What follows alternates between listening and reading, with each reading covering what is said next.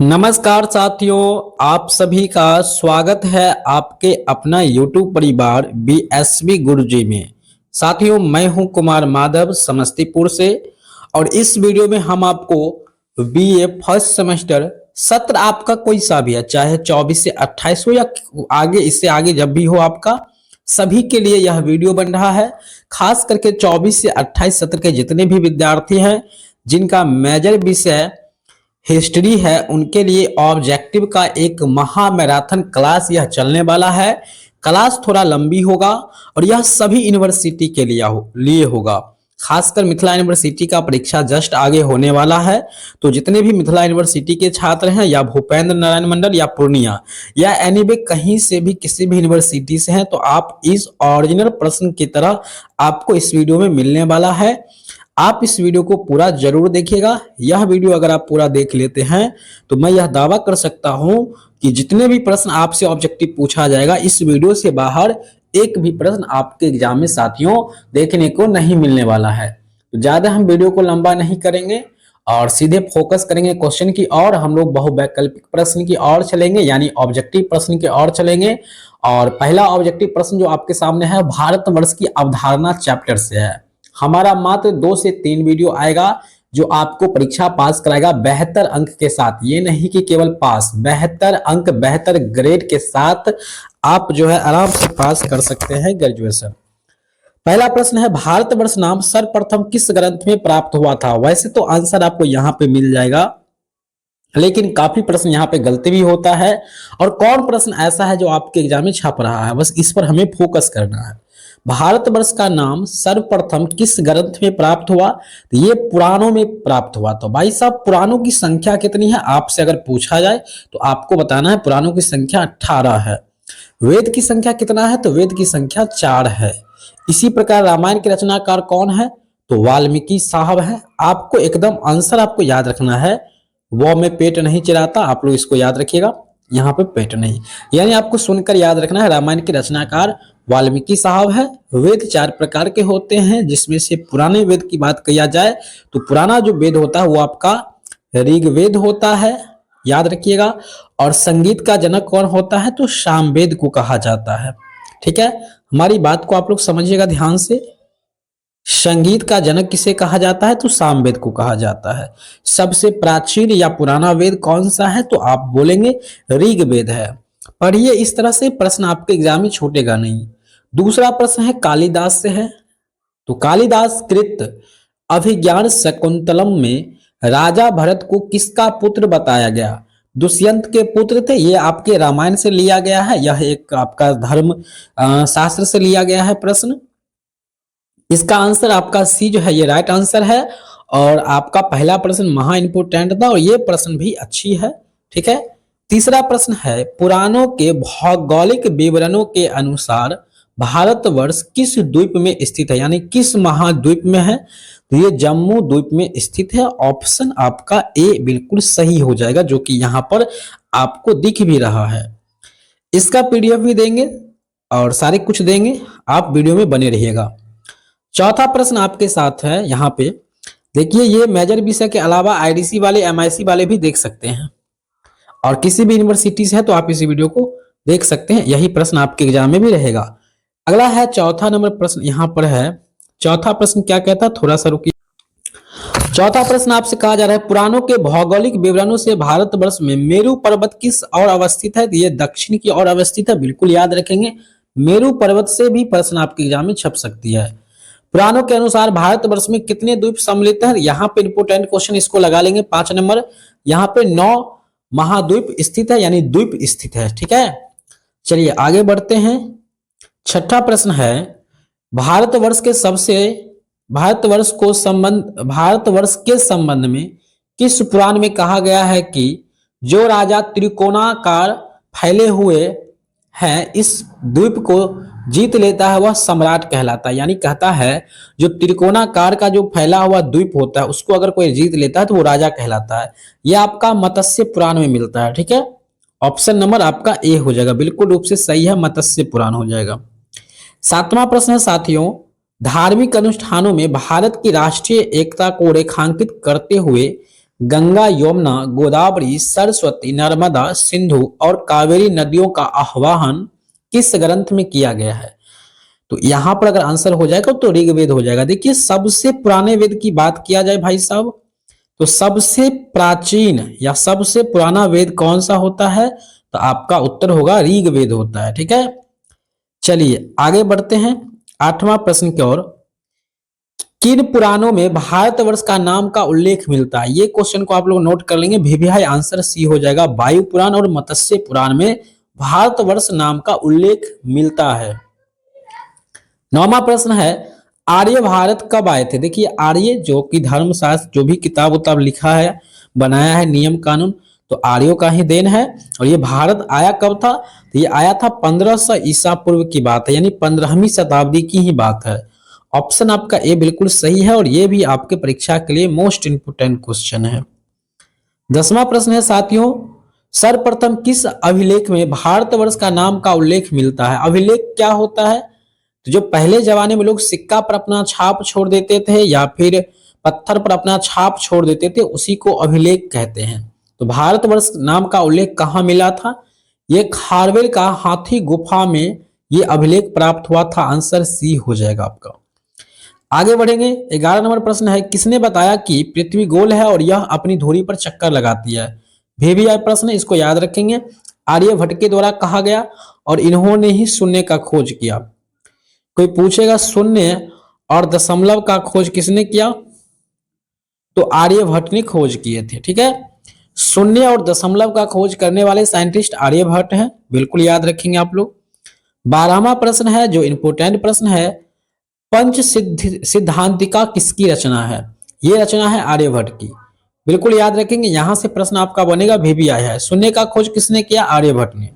दशमलव का खोज किसने किया? आर्यभट्ट ने। बिल्कुल सही आंसर आप लोग का। भौगोलिक दृष्टि से भारत को कितने भागों में विभाजित किया जा सकता है? तो भौगोलिक दृष्टिकोण से भारत को 4 भागों में बांट सकते हैं, पूरब, पश्चिम, उत्तर, दक्षिण। सीधा आंसर, सीधा सवाल। 14 नंबर प्रश्न है, आप लोग नोट करेंगे और ध्यान रखेंगे, भारत का कुल क्षेत्रफल कितना था? तो ये प्रश्न भी एग्जाम में आने की संभावना अधिक है। तो बी आंसर होगा 32,87,263 वर्ग किलोमीटर। ठीक है, यहां से आप लोग याद रखेंगे ऑप्शन बी। अगला है, डॉक्टर गुहा ने भारत के निवासियों को कितनी प्रजातियों में बांटा था? यहां पर कितनी है मतलब कितनी प्रजातियों में, तो इन्होंने 6 प्रजातियों में गुहा ने भारत के निवासियों को, यानी भारत के जो लोग थे उसको इन्होंने 6 प्रजाति में बांटे थे। तो साथियों अब लोग हम सेकेंड चैप्टर में चलेंगे। 15 क्वेश्चन था इस चैप्टर का, पहला का, और हम ऑल चैप्टर का वीडियो इसी मतलब सवाल इसी वीडियो में देख लेंगे ताकि आपसे एक भी प्रश्न परीक्षा में छूट ना पाए। और एक ऑब्जेक्टिव प्रश्न 2 नंबर का होगा, इसलिए मजाक मत समझिएगा, सीरियस मूड से देखिएगा। बस इस वीडियो के बाद आपको कोई सा भी वीडियो देखने की आवश्यकता नहीं होगा।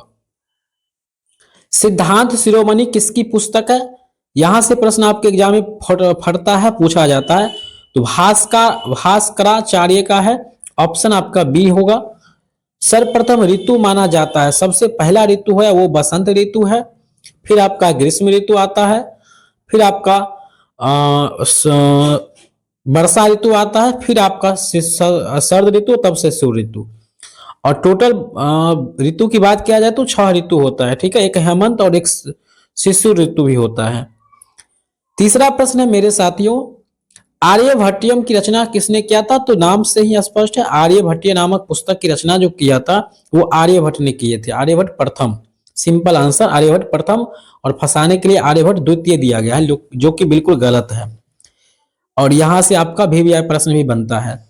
आर्यभट्ट प्रथम का जन्म कब हुआ था? देखिए, तो आर्यभट्ट प्रथम का जन्म 476 ईसा में हुआ था। ऑप्शन आपका बी है।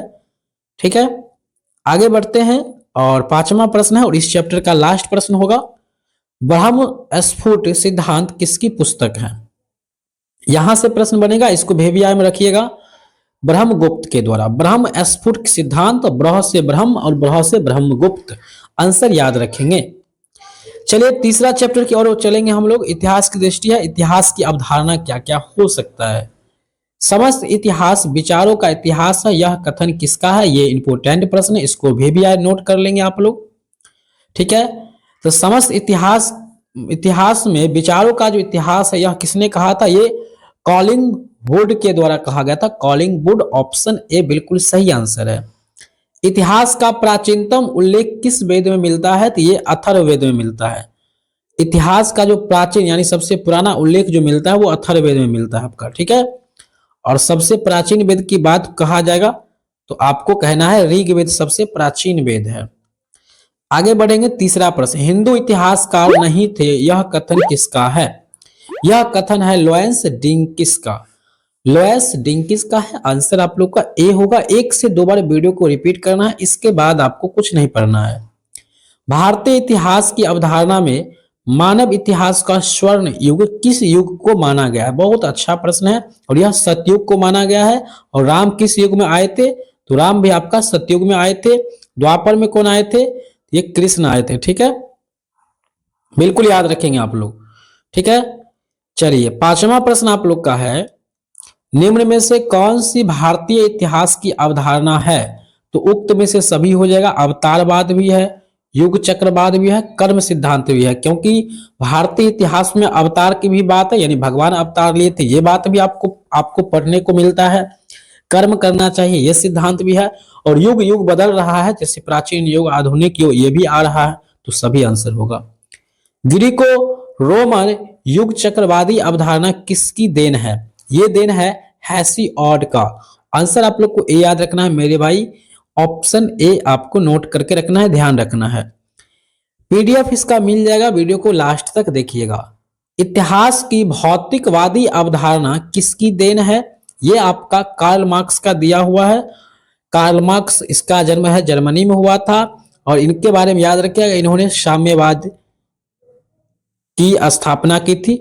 साम्यवाद, साम्यवाद मतलब क्या? जिसमें आय के सभी स्रोत पर जो है सरकार का अधिकार होता है, कार्ल मार्क्स। आठवां है, इतिहास के स्वरूप के संबंध में किसने कहा कि इतिहास विज्ञान है, साहित्य से इसका कोई सरोकार नहीं है, यानी साहित्य से इसका कोई मतलब नहीं है। तो सीले नामक साइंटिस्ट ने ऐसा बात बताया। ऑप्शन ए आप याद रखिएगा, ज्यादातर ऑप्शन आपका ए ही सही होता है। 9 नंबर प्रश्न है साथियों, इतिहास लेखन को वैज्ञानिक विधियों से परिष्कृत करने के बावजूद उसके प्रस्तुतिकरण एवं व्याख्या में कलात्मक शैली की नितांत आवश्यकता होती है, यह कथन किसका है? ये काफी ऑड वाले प्रश्न है और इसका आंसर जी.आर. एल्टन होगा। ये कम इंपोर्टेंट प्रश्न है, जो इंपोर्टेंट अधिक है उसको हम लोग ज्यादा फोकस करेंगे। ऐतिहासिक तथ्यों की खोज प्रणाली, यहां से भी भैया नोट करेंगे आप लोग। तथ्य की खोज प्रणाली वैज्ञानिक होनी चाहिए, किंतु पाठकों के सामने उसे कला की सहायता से प्रस्तुत करना चाहिए, यह किसका कथन है? यह कथन जीएम ट्रेवेलियन का है। ऑप्शन आपका सी जो है ये बिल्कुल रूप से सही दिया हुआ है। 11वां प्रश्न आपसे पूछा गया है साथियों, विसेंट स्मिथ कौन से दृष्टिकोण के इतिहासकार थे? ये साम्राज्यवादी थे। ऑप्शन आपका ए बिल्कुल सही है। 12 नंबर प्रश्न है, डॉक्टर काशी प्रसाद जायसवाल किस दृष्टिकोण के इतिहासकार थे? तो ये राष्ट्रवादी इतिहास थे। ऑप्शन आपको बी याद रखना है, ठीक है। तो इस तरह से सभी प्रश्न को आपको एक दो बार देख लेना है, परीक्षा में जाना है, बेहतर से भी बेहतर एग्जाम आपका जाएगा। चलिए, अगला प्रश्न है इस चैप्टर का, वेद और वेदांग। सिंपल, वेद की संख्या तो आपको याद रखना। देखिए, कभी कभी नॉर्मल क्वेश्चन भी पूछ लिया जाता है, कभी थोड़ा हार्ड भी पूछा जाता है। ऐतरेय एवं कौस्तिकी किस वेद के ब्राह्मण ग्रंथ हैं? तो ये है ऋग्वेद का। ज्यादातर ऋग्वेद का ही आंसर आएगा, क्वेश्चन पूछा गया है। पिंगल मुनि का ग्रंथ कौन सा है? तो छंद शास्त्र है। ग्रंथ, ग्रंथों का ग्रंथ है जिसको हम लोग छंद शास्त्र कहते हैं। ऑप्शन डी आपका राइट आंसर हो जाएगा। अगला है 3 नंबर, यास्क ने रचना की थी किसकी? चलिए, मोस्ट इंपोर्टेंट क्वेश्चन याद रखिएगा। निरुक्त की रचना किया गया था तो यास्क के द्वारा। आपसे क्वेश्चन पूछा जा सकता है वेदांग की संख्या कितनी है? तो वेदांग की संख्या 6 है। शिक्षा, कल्प, छंद, निरुक्त, ज्योतिष और व्याकरण, तो 6 वेदांग होते हैं, ये बात आपको याद रखना है। आसान प्रश्न पूछेगा तो वेदांग कितना है, वेद कितना है, ये सब पूछेगा। उपनिषद कितना है। बौद्ध धर्म के दार्शनिक सिद्धांत मिलते हैं ये अभिधम पिटक में। देखिए, बौद्ध धर्म के को मानने वाले लोगों के द्वारा 3 पिटक दिया गया था, जिसको हम लोग त्रिपिटक कहते हैं। त्रिपिटक में बौद्ध धर्म के बारे में बताया गया था, जिसमें विनय पिटक, सूत पिटक और अभिधम पिटक था। तो जो दार्शनिकों का सिद्धांत था वो आपको अभिधम पिटक में मिल जाता है। ऑप्शन सी वाला सही हो जाएगा। यहां से प्रश्न आपके एग्जाम में बनेगा, VVI नोट कीजिएगा बौद्ध धर्म वाले। रामायण के रचयिता कौन है? तो हमने ऊपर में ही आपको बताया था, महर्षि वाल्मीकि जी। ऑप्शन आपका ए बिल्कुल सही है। यहां से वेद व्यास है, इन्होंने किसकी रचना किया था? तो आपको यहां पर किसका क्या जवाब दीजिएगा? महाभारत। महर्षि वेद व्यास महाभारत की रचना किया था। तुलसीदास के द्वारा रामचरित्र मानस का, ठीक है, और सूरदास के द्वारा सूर सागर की रचना किया गया था। ठीक है, सूर सागर की रचना किसने किया? सूरदास। वेद व्यास किसकी रचना? महाभारत। तुलसीदास रामचरित्र मानस। और रामायण की रचनाकार किसने किया था? तो महर्षि वाल्मीकि जी। चलिए आगे बढ़ेंगे। छठा प्रश्न है, सत सहस्त्र संहिता कहा जाता है। सत्य मतलब होता है 100, यह संस्कृत का शब्द है। सत सहस्त्र संहिता कहा जाता है किसको? तो महाभारत को कहा जाता है। ठीक है, इसमें काफी मारपीट हुआ था। मुद्रा राक्षस किसकी ग्रंथ है? एकदम रूप से VVI नोट कर लेंगे, एकदम VVI नोट करेंगे। मुद्रा राक्षस पाणिनि की रचना है। ऑप्शन आपका बी बिल्कुल सही है। बुद्ध चरित किसने लिखा है? ये अश्वघोष के द्वारा लिखा गया है। ऑप्शन आपका बी याद रखेंगे, ये राम भगवान के ही वंशज थे अश्वघोष। ठीक है, आगे बढ़ेंगे। 9 नंबर प्रश्न है, मेगास्थनीज की रचना। देखिए मेगास्थनीज की रचना कौन सा है? तो इंडिका आप लोग पढ़ते आए हैं 11th-12th से, तो इंडिका हो जाएगा।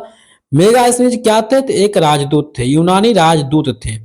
ठीक है, कौन लाया था इसको यहाँ भारत? किसके काल में आया था? ये मौर्य वंश के काल में चंद्रगुप्त मौर्य ने लाया था। ठीक है, किसके वंश के समय में आया था? तो मौर्य वंश के समय में इनको यहाँ पे लाया गया था। चलिए 10 नंबर प्रश्न की ओर चलेंगे हम सब लोग।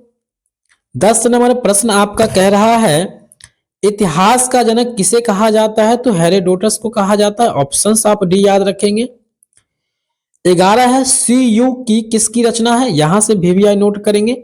यह ह्वेन संग का है। ह्वेन संग क्या था? एक चीनी यात्री थे। हालांकि इसमें चारों ऑप्शन चीनी यात्री ही थे, सब के सब। ठीक है, चीनी यात्री। ह्वेन संग कौन था मेरे सर? ये चीनी यात्री थे। फाहयान कौन था? ये भी चीनी यात्री। इत्तीसंग कौन था? ये भी चीनी यात्री थे। हीलो ये शायद अलग का था। 12वां प्रश्न चलेंगे, मोस्ट इंपोर्टेंट चैप्टर था ये आपका।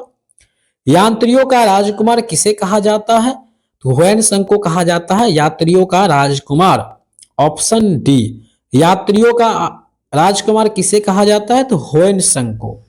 13 है, ऐहोल अभिलेख किसका है? ये जो है रवि कीर्ति का है। Option D.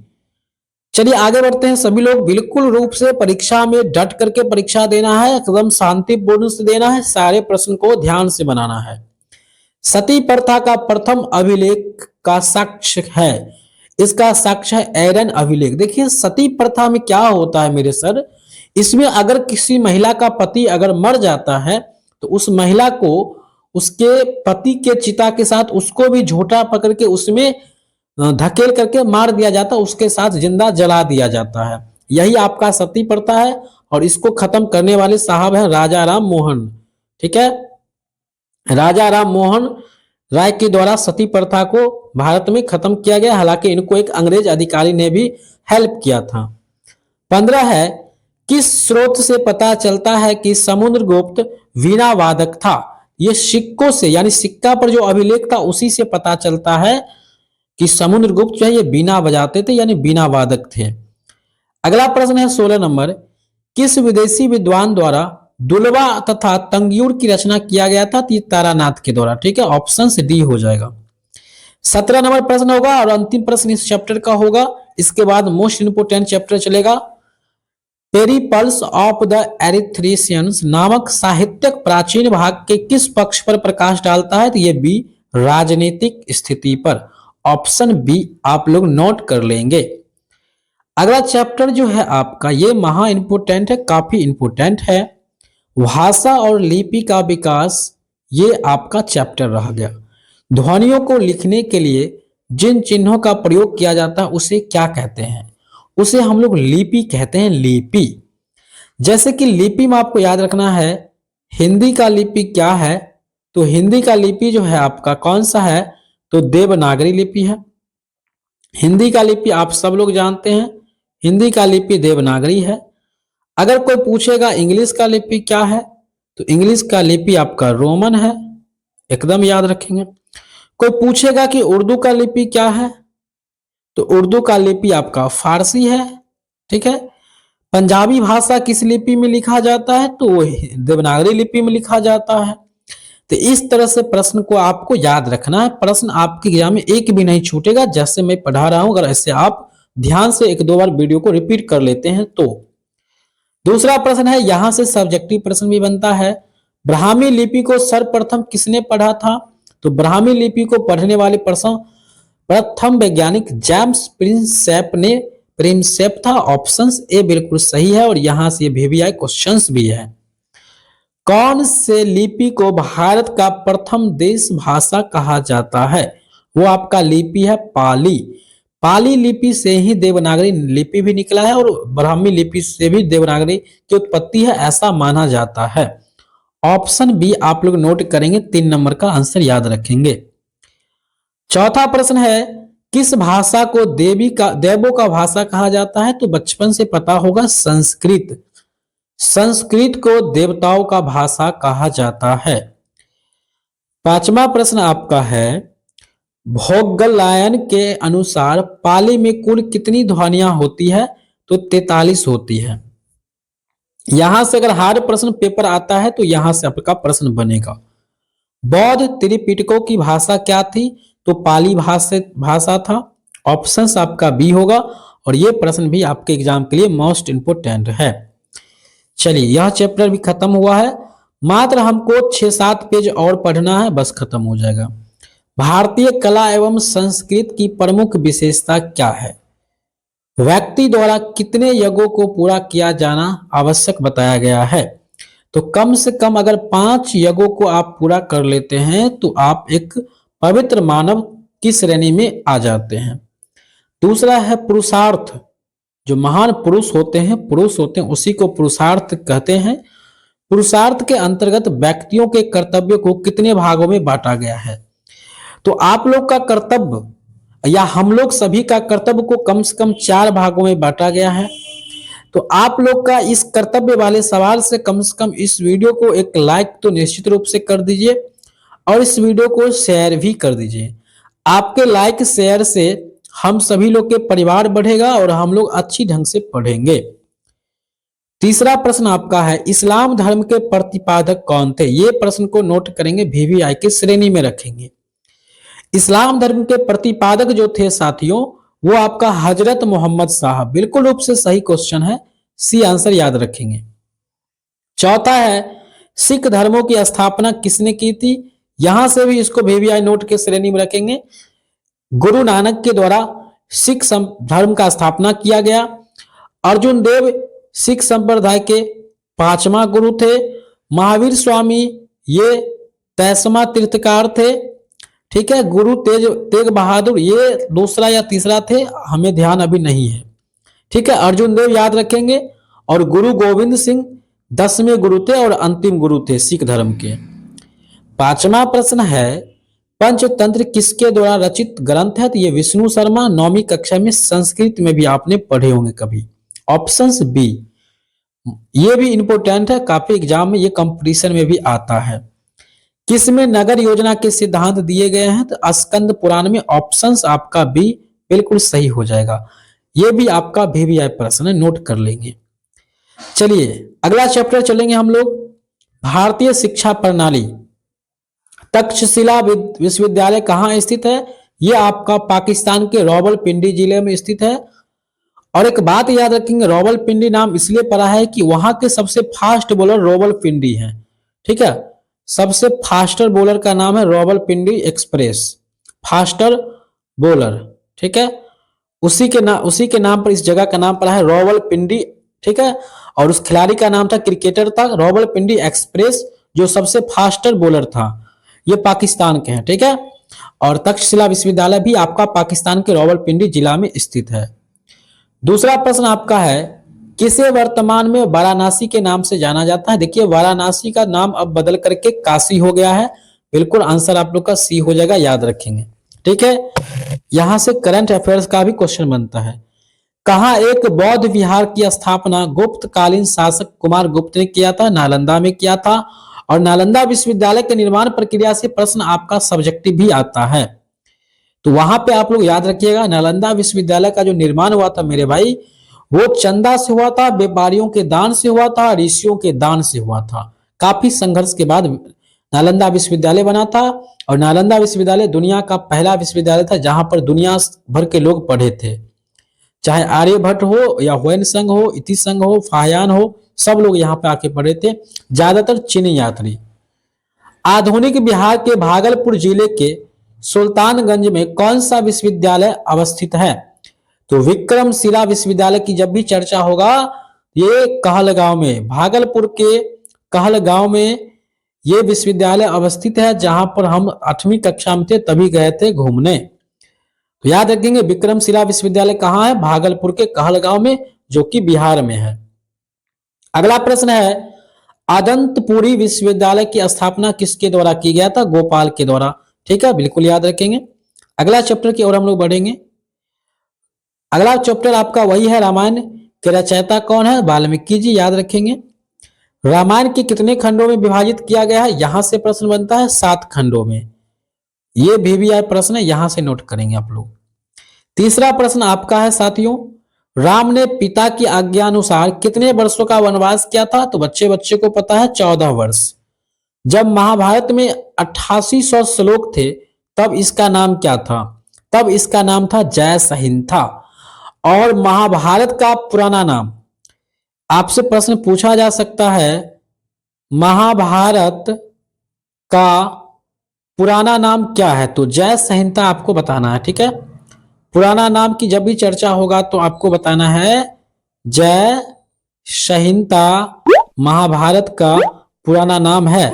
तो इस तरह से यहां से 2 प्रश्न आपको याद रख लेना है। अब है अंतिम प्रश्न इस चैप्टर का, महाभारत में कुल कितने पर्व है? तो 18 पर्व का वर्णन किया गया है। महाभारत का युद्ध कितने दिन तक चला था? युद्ध चला था 18 दिन तक, और भीष्म पितामह 18 दिन तक तीर के नैया पर सोए भी रहे थे। अगला चैप्टर है धर्म और दर्शन की भारतीय अवधारणा। भारतीय संस्कृति की विशेषता क्या है? तो जब भी भारतीय संस्कृति की बात होगा तो सभी ऑप्शन मिलेगा, सभी मारिएगा।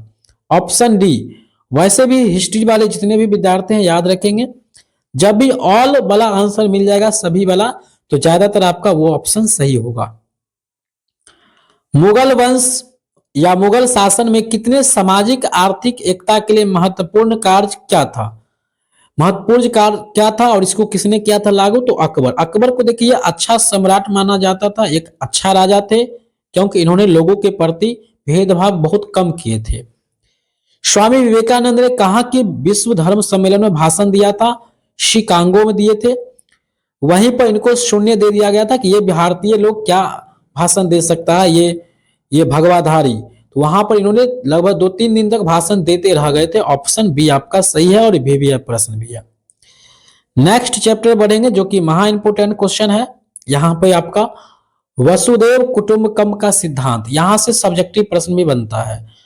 वसुदेव कुटुंबकम का अगर हम हिंदी और सही अर्थ बता दें, इसका अर्थ होता है कि पूरा संसार जो है परिवार है, सभी एक समान है, ऐसा बात कहता है। पहला सवाल की ओर चलेंगे, वसुदेव कुटुंबकम किस भाषा का शब्द है?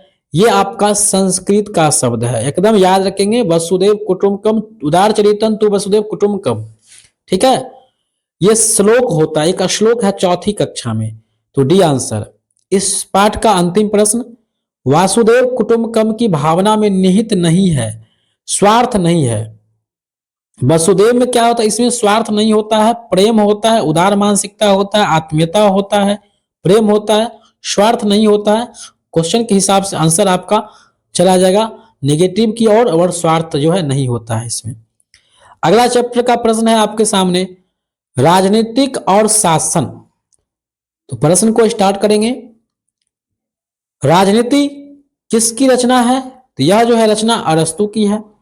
याद रखिएगा पॉलिटिकल साइंस के जनक जो है वो अरस्तु को ही कहा जाता है। अरस्तु को ही पॉलिटिकल साइंस का जनक कहा गया है। दूसरा प्रश्न है राजनीति चिंतन का जुड़ाव क्या है? ये राजनीति से है। ऑप्शंस आपका ए हो जाएगा। आगे बढ़ेंगे 3 नंबर प्रश्न की ओर चलेंगे हम लोग। तो तीसरा प्रश्न आपका है द रिपब्लिक किसकी रचना है? यह जो है प्लेटो की रचना है। ठीक है। चौथा प्रश्न आपका है साथियों, चौथा प्रश्न को ध्यान देंगे हम लोग। चौथा प्रश्न कहता है प्राचीन राजनीति चिंतन का प्रमुख स्रोत क्या है? तो चौथा प्रश्न का आंसर हो जाएगा उपयुक्त सभी आ गया है। और हमने आपको बताया है जब इतिहास की बात कर ले और सभी ऑप्शन मिल जाएगा तो ज्यादातर ऑप्शन आपका सही हो जाएगा। ठीक है, ऑप्शन डी। पांचवा है महाभारत में शांति पर्व का संबंध किससे है? यह है युद्ध भूमि में विजय के संवाद से। जब भी शांति की बात होता है तो युद्ध में ही लोग शांति चाहता है। चलिए छठा प्रश्न है, इंपोर्टेंट प्रश्न है, VVI के अंदर इसको रखेंगे। अच्छा प्रश्न है अष्टाध्यायी किसकी रचना है? ये पाणिनि की रचना है। बिल्कुल रूप से याद रखेंगे आप लोग। रामायण किनकी रचना है? VVI के अंदर रखेंगे, कई बार क्वेश्चन आया है, वाल्मीकि जी का। 8वां है किसने माना कि राज देवीय संस्था है? यह मनु के द्वारा माना गया है और मनु स्मृति ही भारत में ज्यादा प्रचलित है, अभी भी चल रहा है। 9वां प्रश्न है राज के सप्तांग सिद्धांत में कौन संबंधित नहीं है? नहीं है, निगेटिव प्रश्न है, तो यह राजनीतिक इसमें नहीं है। ऑप्शंस आपका डी बिल्कुल सही होगा। और यहां से प्रश्न VVI भी नोट करेंगे, इस प्रश्न को VVI की श्रेणी में रखेंगे। 10वां प्रश्न आपसे पूछा गया है, ओहो 10वां प्रश्न है उत्तर वैदिक साहित्य में किस राजनीतिक संस्था की जानकारी मिलती है? तो रत्तिनिन हो जाएगा, आंसर ए हो जाएगा। 11वां प्रश्न है सप्तांग में किसकी स्थान द्वितीय है? आमत्य, आंसर आपका डी की ओर चला जाएगा। साथियों आप लोग को बता देना चाहते हैं प्रश्न इस वीडियो के से बाहर नहीं रहेगा। समय थोड़ा हम आपका जरूर ले लेंगे अधिक, लेकिन इस पर्याप्त समय में आपका अच्छा तैयारी हो जाएगा। राज का प्रथम आवश्यक अंग क्या होता है? तो दूसरा का आंसर हो जाएगा आमत्य होता है। ये राजा हो, राज का प्रथम अंग कौन होता है? किसी भी राज का जो पहला अंग होता है वो आपका राजा होता है, सम्राट होता है। आंसर आपका ए हो जाएगा। जनपद और ग्राम स्वराज की अवधारणा वाला चैप्टर से चलेंगे, क्वेश्चन देखेंगे। यहां से सब्जेक्टिव प्रश्न भी बहुत बनता है। किस जैन ग्रंथ में 16 महाजन पदों का उल्लेख मिलता है? यानी 16 महाजन पद का जो उल्लेख मिलता है वो किस में मिलता है? ये भागवती सूत्र में मिलता है। आंसर ए नोट करेंगे और VVI की श्रेणी में इस क्वेश्चन को ठूस डालेंगे। 16 महाजन पद में जो है मगध महाजन पद सबसे शक्तिशाली था। महाजन पद, जो महाजन पद थे 16, उसमें से मगध सबसे शक्तिशाली थे। चलिए आगे बढ़ेंगे। दूसरा प्रश्न है किस बौद्ध, अरे भाई साहब क्या होता है, किस बौद्ध धर्म में 16 महाजन पदों का नाम मिलता है? तो आगंतुर।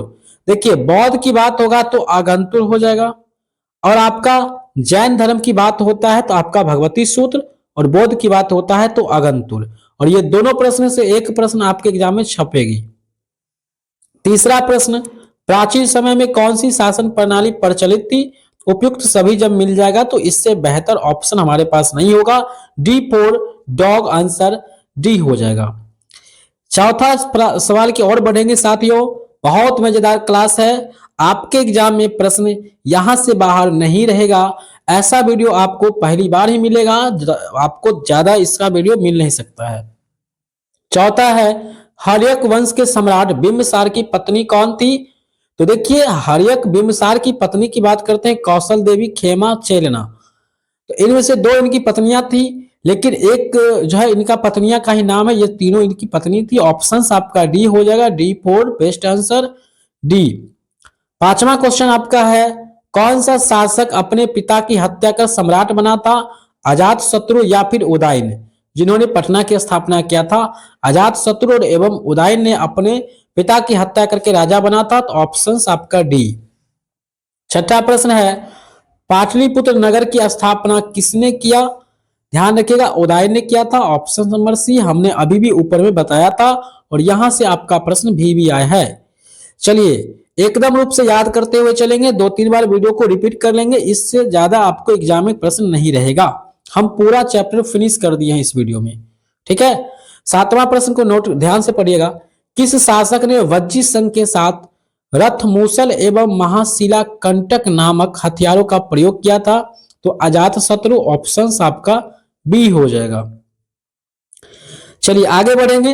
प्राचीन भारत में विज्ञान और प्रौद्योगिकी चैप्टर से मोस्ट इंपोर्टेंट चैप्टर है आपका, और ये पहला प्रश्न ही इंपोर्टेंट है।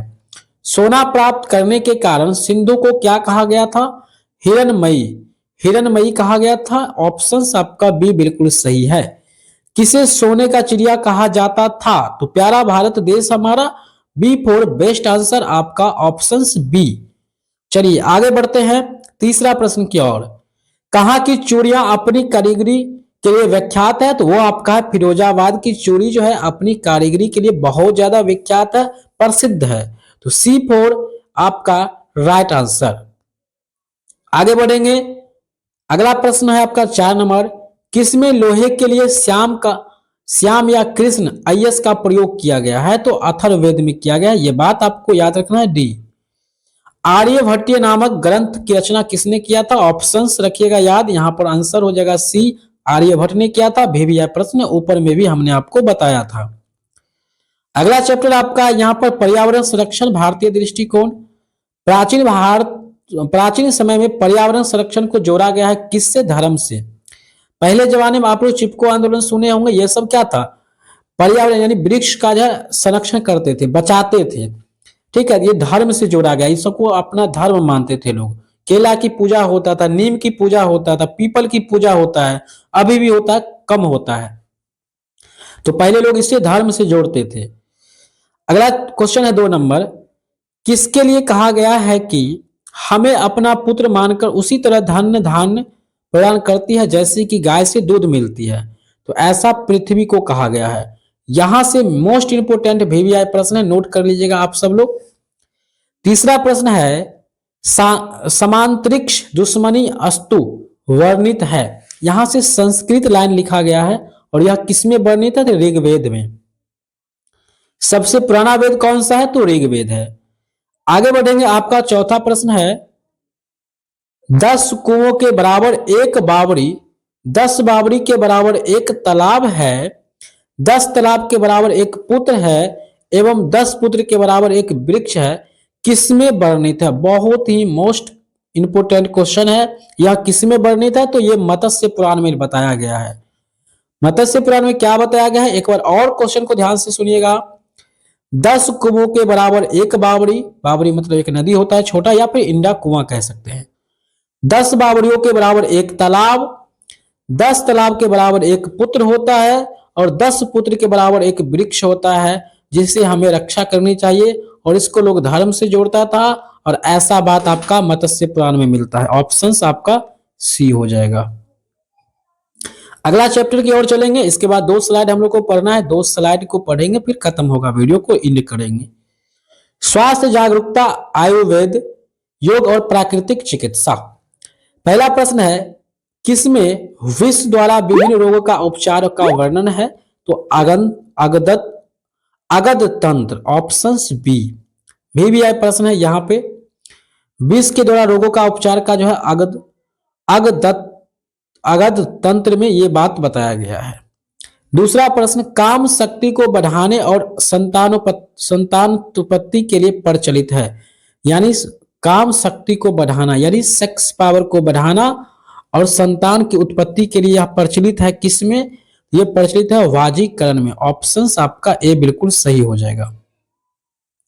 तीसरा प्रश्न है, कौन कनिष्क के दरबार में राजवैद्य था? यहां से प्रश्न आपके एग्जाम में बनेगा। चरक जो है वहां के राजवैद्य थे कनिष्क के दरबार में। ऑप्शन ए बिल्कुल सही है। चौथा प्रश्न है, काया चिकित्सा का प्रणेता कहलाता है? ऑप्शंस भी याद रखिएगा, चरक। ऑप्शन आपका बी हो जाएगा। यहां से चरक वाला क्वेश्चन जो भी है उसको इंपोर्टेंट की श्रेणी में रखेंगे आप लोग। आत्रेयी ऋषि संहिता के रचयिता कौन है? तो आत्रेयी है, इसका रचयिता है मुनि औत्रेयी है। ऑप्शन आपका ए बिल्कुल सही हो जाएगा। ठीक है, बिल्कुल ए सही हो जाएगा। आगे बढ़ेंगे, इसके बाद मात्र एक स्लाइड हम लोग के पास बचेगा जिसको पढ़ेंगे और वीडियो एंड होगा। भारतीय अंक प्रणाली और गणित, यहां से प्रश्न बहुत बनता है। छंद सूत्र किसकी रचना है? इसको वीवीआई की श्रेणी में रखेंगे। छंद है ये पिगल के द्वारा। अरब देशों में शून्य का प्रयोग कब हुआ था? तो 873 ईस्वी में हुआ था। ऑप्शन सी बिल्कुल सही है। परमाणुवाद का संस्थापक कौन है? यहां से वीवीआई नोट करेंगे आप लोग। यहां से आंसर महर्षि कनाद हो जाएगा। परमाणु और केमिस्ट्री की बात आता है तो महर्षि कनाद को याद किया जाता है। लोग सी आंसर आपको याद रखना है 3 नंबर में। आगे बढ़ेंगे, चौथा प्रश्न होगा आपके सामने। रस रत्नाकर किसकी रचना है? तो ये है नागार्जुन की। तो क्वेश्चन था रत्न सागर किसकी रचना है? तो नागार्जुन की है। Option B. आगे बढ़ेंगे, आपका भारतीय आर्थिक विचार ये चैप्टर है आपका। कौन सा शब्द आर्थिक विकास को अग्रसर करने में महत्वपूर्ण योगदान देते हैं? तो वो हो जाएगा प्रतियोगिता और प्रतिस्पर्धा। ऑप्शन ए आपका सही है। यह चैप्टर उतना इंपोर्टेंट नहीं है, लेकिन देख लीजिए यहां से कुछ प्रश्न बनता है जो फिक्स रहता है। जैसे 24 बैलों द्वारा हल खींचे जाने का उल्लेख मिलता है, ये वीवीआई प्रश्न है। ये काठक संहिता में ये आपका उल्लेख मिलेगा। वार्ता का संबंध किससे है मेरे भाई? तो वार्ता का जो संबंध है वो कृषि, पशुपालन और व्यापार वाणिज्य से संबंधित है। यहां से आपका वीवीआई प्रश्न बनता है। आगे बढ़ेंगे, कुछ ही क्वेश्चन था हमने बोल दिया था। चौथा प्रश्न जो कि इंपोर्टेंट है आपके एग्जाम के लिए, रामायण में भी उत्पादन का कितना भाग राजा को दिए जाने का नियम था? रामायण में जो है जितना उत्पादन होता है उसका 1/6 आपको 1/6 भाग जो है ये राजा को देना पड़ता था। ठीक है, ऑप्शन सी। अंतिम चैप्टर है और इसके बाद हम लोग अंतिम स्लाइड भी पढ़ेंगे। यूनानियों ने कपास को कहा, जो कि सिंधु का ही यूनानी रूपांतरण है। यह सिंडन नामक लोगों ने बोला था। ठीक है, सिंडन। मनक्का बनाने का कारखाने का साक्ष्य कहां से प्रमाण मिला? साक्ष्य मतलब प्रमाण कहां से मिला है? ये आपका चनहुद्रो और लोथल से मिला है, और ये सब हड़प्पा सभ्यता का एक नगर होता है। तीसरा प्रश्न है, ऋग्वेद के कितने श्लोक में कृषि का उल्लेख किया गया है? तो 24 श्लोक में कृषि का उल्लेख किया गया है। चलिए, इसके बाद हम लोग का अंतिम स्लाइड है और कुछ क्वेश्चंस देखेंगे, फिर वीडियो को लास्ट कर देंगे। सुदर्शन झील पर बांध बनाकर सिंचाई हेतु नहरें निकलवाई गई थी। यह किसके द्वारा? तुसाब ने ऐसा किया था, तुसाब। पांचवा है, कहां का मलमल प्रसिद्ध है? यहां से वीवीआई प्रश्न बनता है। कहां का मलमल प्रसिद्ध है? तो बंगाल का मलमल। ठीक है, मीना बाजार वाला। मीना बाजार ये क्वेश्चन है, आंसर है भाई, इसको मजाक नहीं समझिएगा। ठीक है, छठा प्रश्न है, नेचुरल हिस्ट्री नामक पुस्तक की रचना किसने किया था? वीवीआई क्वेश्चन नोट करेंगे आप लोग। तो प्लिनी के द्वारा किया गया था। ऑप्शन ए बिल्कुल सही लगा हुआ है। टॉलमी ने चेरो की राजधानी के रूप में उल्लेख किया था किसको? करोड़ा को। अगर कितना भी हार्ड पेपर बनेगा तो यहां से ही प्रश्न आपके एग्जाम में छपेगा, याद रखिएगा। चोल काल में मंदिरों का दान की गई भूमि कहलाती थी देवदान। चोल काल में जो है मंदिरों की दान की गई, यानी जो मंदिर को दान किया जाता था लोगों के द्वारा जिस भूमि को, उस भूमि को देवदान कहते थे। 8 नंबर प्रश्न को वीवीआई की श्रेणी में रखेंगे साथियों। और इस तरह से हम आपको पूरा ऑब्जेक्टिव खत्म कर दिए हैं। 45 से 46 मिनट का यह वीडियो है और यह आपके एग्जाम के लिए मोस्ट इंपोर्टेंट है। सारे प्रश्न यहां से ही पूछा जाएगा। अगर आपको इसका ओरिजिनल क्वेश्चन पेपर लेना है तो फिर आपको दिए गए नंबर पे कॉल करना है या फिर दिए गए www.madhavansi वेबसाइट पर आपको विजिट कर लेना है। वहां पे आपको क्वेश्चंस मिल जाएगा। ठीक है, वेबसाइट यहाँ स्क्रीन पर चल रहा है। बाकी धन्यवाद इस वीडियो को यहाँ तक देखने के लिए।